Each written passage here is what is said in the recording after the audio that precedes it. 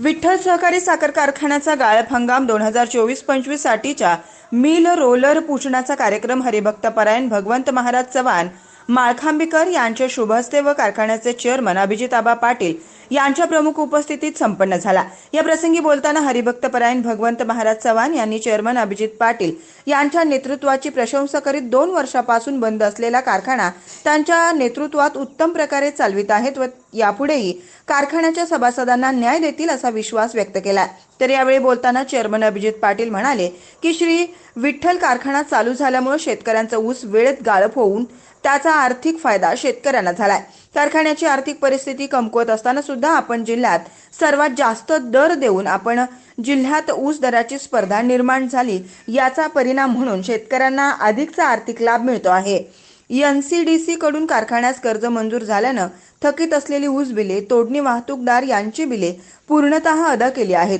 सेवानिवृत्त कर्मचारी व मयत कर्मचारी यांचे फायनल पेमेंट अदा करण्यात येणार आहे। कारखान्याची ऑफ सीझन मधील दुसरी व देखभालीची कामे प्रगतीपथावर असून गळीत हंगामामध्ये कोणत्याही प्रकारच्या अडचणी येऊ नयेत या दृष्टीने सर्व खाते प्रमुखांनी कामकाज करून घ्यावं असा सूचना देऊन कारखाना वेळेवर चालू करण्यासाठी प्रयत्नशील राहावं।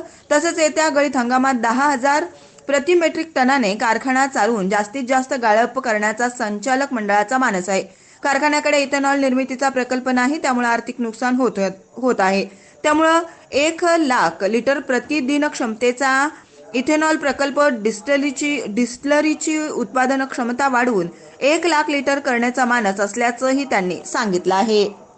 आपण माझ्यावर जो विश्वास दाखवला आहे त्या विश्वासास पात्र राहून मी सदैव आपल्या सेवेसाठी तयार असल्याचं त्यांनी सांगितलं।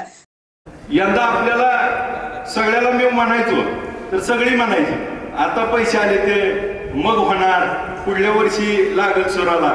पण ह्या वर्षीच आपलं त्या ठिकाणी पहिल्या दिवशीच आपण 10,000ला जाऊ। डिसेंबर 12 आणि 14,000 गाळप करायची आपली भूमिका आहे। काही अडचणी येतील पण त्यातनं मार्ग काढू। नक्की आपण त्या ठिकाणी या हंगामात गेल्या हंगामापेक्षा त्या ठिकाणी गाळप जास्त करू। नशीब आपलं जोरावर आहे।